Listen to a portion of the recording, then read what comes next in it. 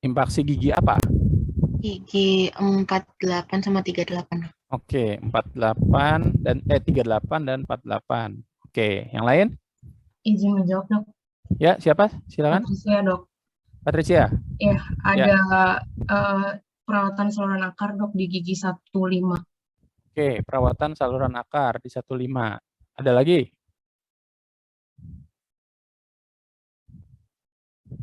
Izin Ya, dok, ya siapa? Tufa dok. Tufa. Oke. Itu ada gambaran radio opak di bawah nyambung di periapikal akar mesial gigi 36. Ini. Iya. Oke. Berikut. Ada lagi? Dok, Yuk. izin menjawab dok. Ya, silakan. Itu kayaknya ada gambar anting ya dok. Di Diana, di mana? Di sinus maksila sama yang di samping ramus. Ini? Ya. Sama ini? Ya. Oke. Ada lagi? Ya, cukup ya. Oke, sip. Nah, melihat suatu radiograf itu memang kalau yang kebetulan mencolok seperti ini, makanya kan karena kalian baru berlatih, saya kasihnya yang mudah dulu lah istilahnya, yang mudah atau yang benar-benar mencolok gambarannya. Tapi ini menjadi suatu latihan buat kalian. Nantinya melihat suatu radiograf itu belum tentu ada kelainan yang mencolok perhatian kalian seperti ini. Kalian harus benar-benar evaluasi satu-satu dari area 1, 2, 3, 4, dan 5. Ya. Yang tadi sudah disampaikan oleh teman-teman kalian, itu betul semua. Ya. Nah, kira-kira ya nggak ada missing teeth, ya. Ada impaksi nggak? Ada. Impaksinya gigi berapa saja? Kalau di sini saya tulisnya gigi 18 dan 28 juga, karena dia posisinya benar-benar di belakang dan pas banget di apa sih namanya, retromolar pad ya. Kalau yang di atas ya, retromolar pad ya. Oke. Dan yang gigi 38 dan 48 jelas ya. Lalu kondisi mahkotanya bagaimana? Nah, satu-satu dilihatin tuh. Tadi ada yang jawab, "Dok, itu ada PSA-nya, Dok, di bagian apa namanya? Gigi 15-nya." Nah, kita sebutkan di mahkotanya. Iya, kita sebutkan ada radio opak menyerupai tumpatan. Di bagian akarnya kita sebutkan juga terdapat radio opak menyerupai bahan pengisi di sepanjang saluran akar gigi 15, ya. Lalu tadi yang Vidiana sampaikan nih, ada anting, Dok. Nah, kalau ada anting, walaupun kita tahu pasti, nah ingat ya, walaupun kita tahu pasti itu merupakan gambaran anting, ya, kita harus sebutkan warnanya dulu, lalu kita bilang menyerupai, ya. Nah, kalau misalkan yang di area maksila, ingat, jadi ini adalah gambaran artefak, yang ini adalah gambaran ghost image. Kenapa saya bedakan? Ada yang tahu nggak bedanya artefak sama ghost image? Ada yang bisa bedain nggak? Dari gambarnya aja udah kelihatan kan? Apa bedanya antara artefak dan ghost image? Ayo, apa? Coba kata-katanya gimana? Ada yang bisa nggak? Kalau ghost image ngeblur ya dok? Karena? Karena gerak. Karena gerak. Maksudnya itu nggak gerak karena juga berarti. Ngebayang. Karena ngebayang. Ayo, bahasanya kayaknya nih pasti Jelita juga udah paham, cuman bahasanya masih agak kurang nih.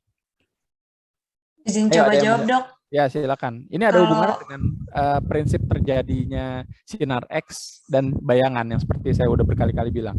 Silakan. Mungkin kalau ghost image itu tidak pada tempatnya, Dok, gambarnya. Kalau artefak itu pada tempatnya. Betul. Ya, jadi bedanya ghost image itu biasanya adalah bayangan atau proyeksi dari artefak. Ya, jadi posisinya seperti yang Dila tadi bilang, kalau artefak itu posisinya memang betul tuh ada di kanannya. Nah, dia terproyeksikan ketika sinar X-nya itu kan jadi gini. Misalkan ini saya sebagai pasien nih. Filmnya ada di sisi kiri saya dulu, sumber sinar X itu ada di kanan, lalu dia muter kan. Nah, ketika filmnya itu ada di sisi kiri, apa namanya, si sinar X itu menembus, itu akan memproyeksikan sisi kiri saya ke film. Dan ketika dia sudah berputar dan filmnya ada di sisi kanan, itu akan memproyeksikan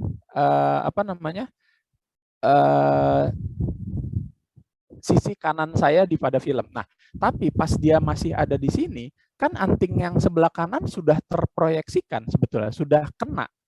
Tapi karena posisi si bendanya itu jauh dari film. Nah, ingat gak, kalau misalkan saya dulu juga pernah bilang, coba deh kamu eksperimen bayangan deh di rumah deh, pakai senter, matiin lampu, pakai tangan, kamu coba deket dulu antara objek sama objeknya tangan, sama tembok, sama senter, sama lah jaraknya ya. Lalu bagaimana kalau ternyata pelan-pelan kita jauhin senter sama tangannya itu dari tembok? Tapi center sama ininya harus sama ya. Hasilnya gimana? Gambaran bayangannya itu pasti akan menjadi lebih besar dan agak lebih ngeblur, tidak tegas, tidak tajam gambarannya. Nah, ini prinsipnya sama ya. Prinsipnya sama. Jadi ini sebetulnya ghost image yang ada di sinus kiri itu adalah bayangan atau proyeksi dari artefak logam yang ada di kanan. Ya. Jadi jawabannya betul. Jelita tadi sebetulnya sudah betul sebetulnya, tapi perlu rangkai lagi kata-katanya, ya. Jadi ini harus disebutkan.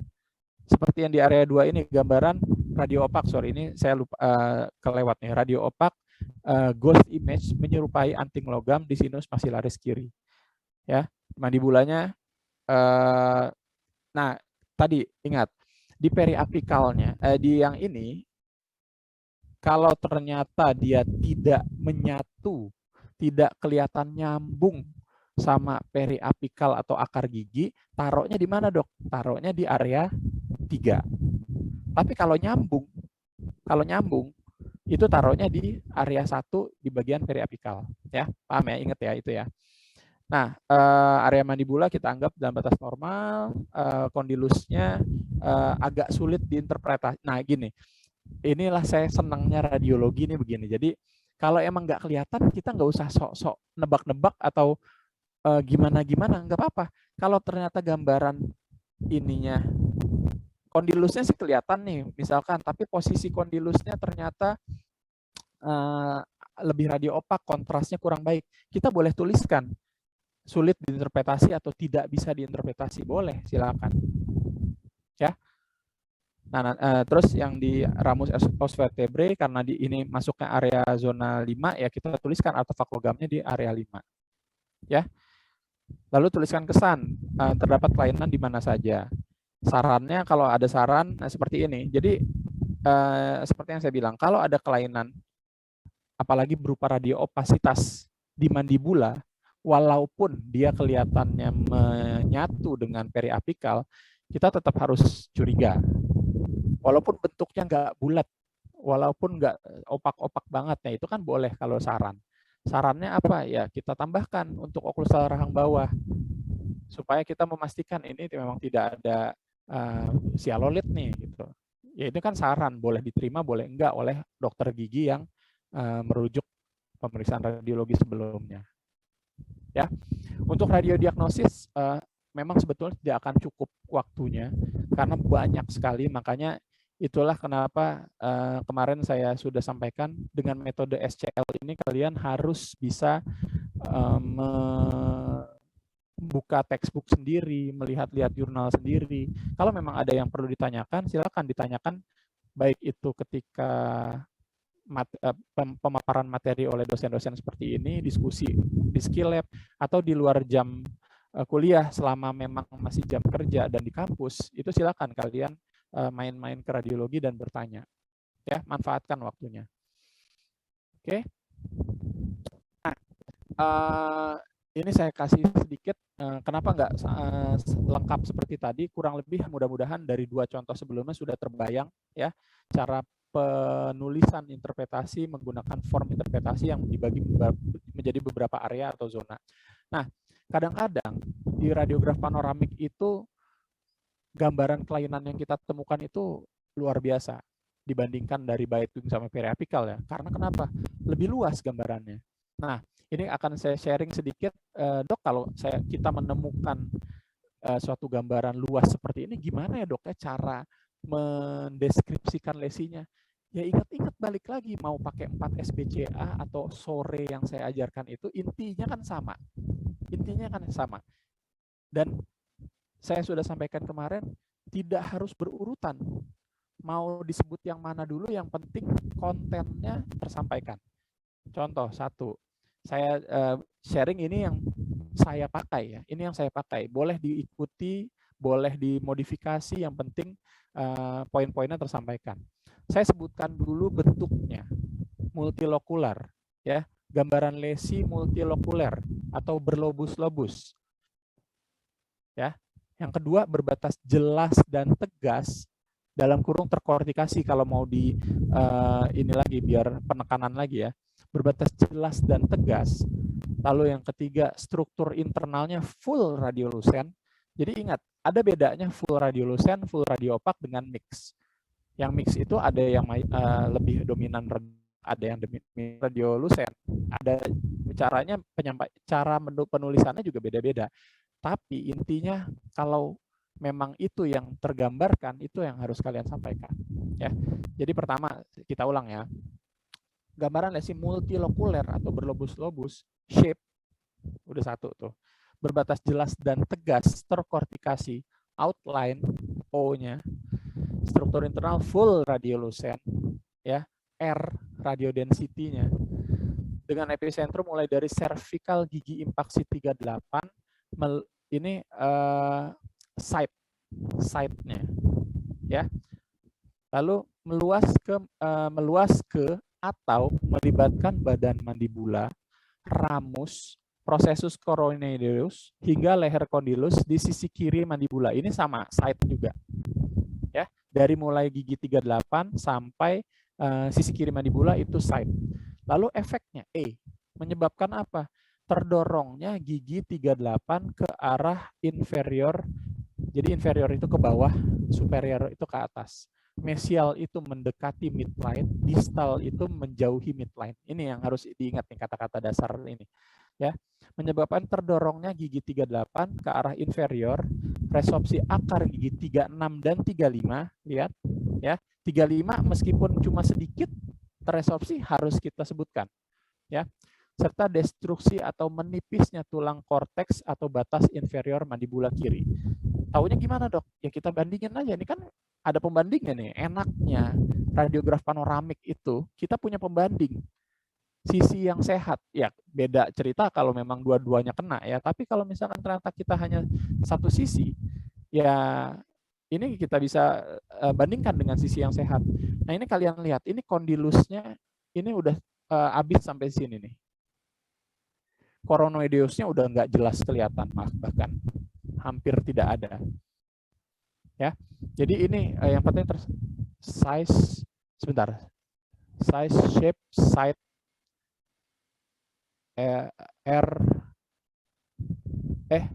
O-R-E ya, udah ya semua ya tadi ya, site, size, shape, radio density,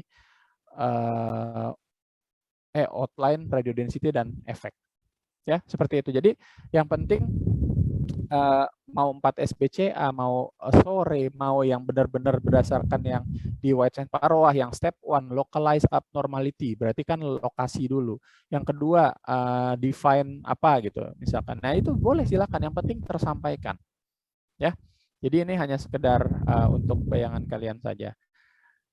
Mudah-mudahan bisa dipahami ya. Nah, salah satu silabusnya di kita adalah bukan silabus ya. Jadi di form interpretasi memang ada radiodiagnosis. Tapi bayangkan di buku Whitesand Paroah aja radiodiagnosis itu segitu banyak, dibagi-bagi menjadi beberapa bagian. Dan ini sebetulnya di blok-blok sebelumnya harusnya sudah ada tersampaikan. Misalkan di kelainan jaringan keras gigi, di apa namanya? Kelainan jaringan lunak, di bedah dental ya, yang terakhir kemarin mungkin bedah dental, mudah-mudahan sudah tersampaikan beberapa penyakit-penyakit yang bisa kita tarik radiodiagnosisnya berdasarkan radiograf ya. Nah, mungkin gambarannya kurang lebih seperti ini kalau misalkan kista dentigerus ya. Perlu diingat kista dentigerus ini di teorinya mayoritas, meskipun kenapa saya bilang mayoritas, hampir semuanya, walaupun ada beberapa kasus dan kalau kalian browsing-browsing kista dentigerus tidak sama-sama persis seperti ini, tapi biasanya dia berjalan atau mulainya dari cervical gigi seperti ini, dari cemento enamel junction, ya. Beda dengan KCOT. Kalau KCOT atau OKC, odontogenokeratosis, dia biasanya lebih bawah. Seperti ini. Ya. Kalau ameloblastoma, nah ini agak tricky nih. Banyak sekali yang mirip-mirip sama kista dentigerus, mirip juga sama OKC, cuma yang membedakan, nah ini yang kemarin juga kan, kalau radiograf saja kita tidak boleh menarik kesimpulan diagnosis kerja atau diagnosis akhir, nggak bisa. Karena kenapa? Misalkan kista kalau kalian sudah pernah belajar di bedah mulut dan di konservasi mungkin, aspirasinya bagaimana sih? Kalau kista itu biasanya cairannya bening kan, warna kekuningan kan.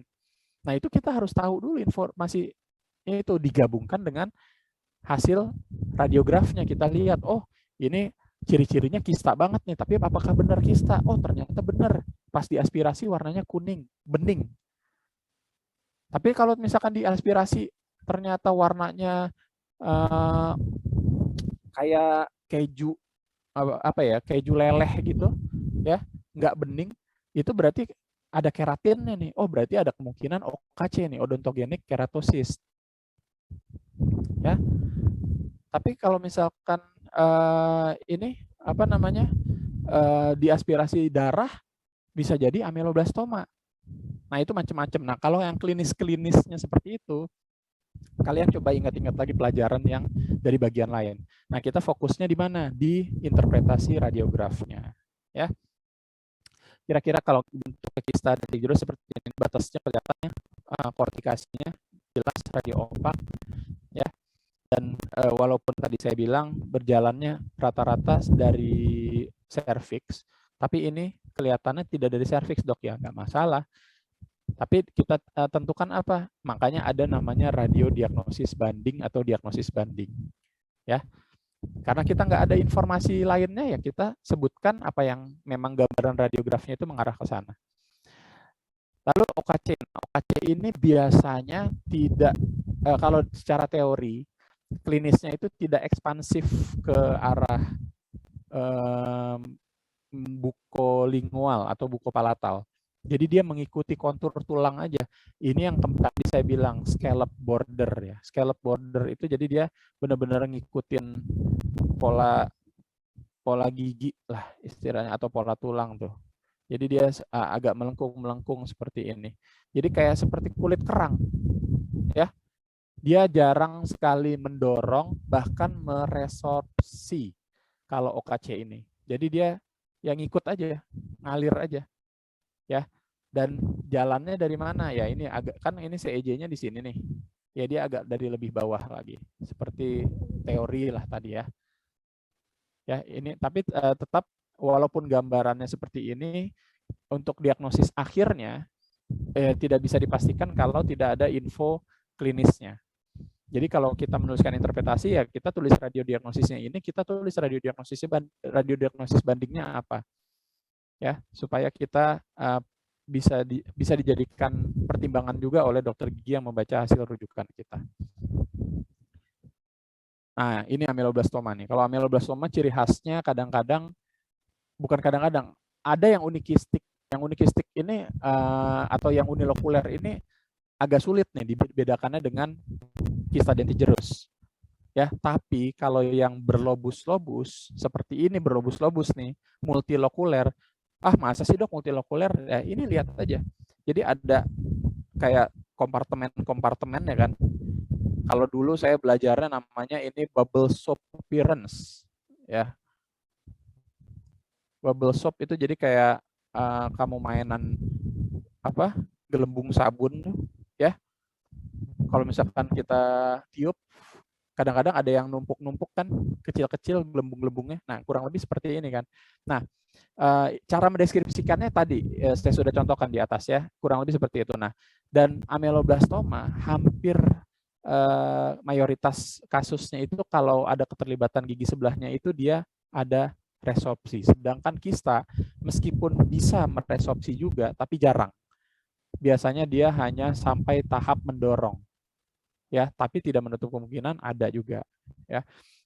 Ya dibedainnya dari mana ya? Tadi saya bilang klinisnya gimana, aspirasinya, isinya apa, atau lebih bagus lagi ya di biopsi terus dikirim, ya udah jelas lah itulah berarti ya.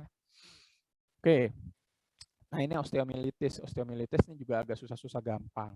Tapi intinya osteomyelitis itu kalau kalian sudah pernah belajar atau baca-baca, dia gambarannya itu radiolucent irregular, ya, karena ada sequestra atau tulang mati kan dia. Jadi benar-benar ada mix antara radiolucent dan radio opak dan ya irregular aja, batasnya tuh nggak jelas, diffuse batasnya, terus bentuknya yang nggak jelas, nyebar aja. Dan kalau di tahap udah yang kronis, biasanya dia suka diikuti fraktur patologis. Nah ini sebetulnya udah fraktur patologis nih, karena dia ada garis radiolucent sampai di sini dan ada diskontinu di sini di korteks mandibulanya yang sebelah kiri. Ya, salah satu ciri khasnya juga kalau kalian pernah belajar osteomyelitis itu ada beberapa macam, ada beberapa tipe. Untuk osteomyelitis yang gare, yang pada anak-anak atau pada dewasa muda lah ya, atau anak muda lah, yang masih masa pertumbuhan, dia biasanya ada reaksi periosteal berupa apa? Onion skin appearance. Jadi dia kayak ada tulang tambahan terbentuk di bagian luar korteks mandibulanya, tapi di sisi yang memang terlibat atau di sisi yang ada osteomyelitisnya di sini biasanya. Tapi ini jarang. Walaupun ada, tapi jarang. Ya, ini gambarannya kurang lebih seperti ini osteomyelitis ya. Kalau kalian menemukan gambaran seperti ini, curiganya osteomyelitis atau bisa jadi juga keganasan. Tapi ya itu harus ada pemeriksaan lebih lanjut lagi. Lalu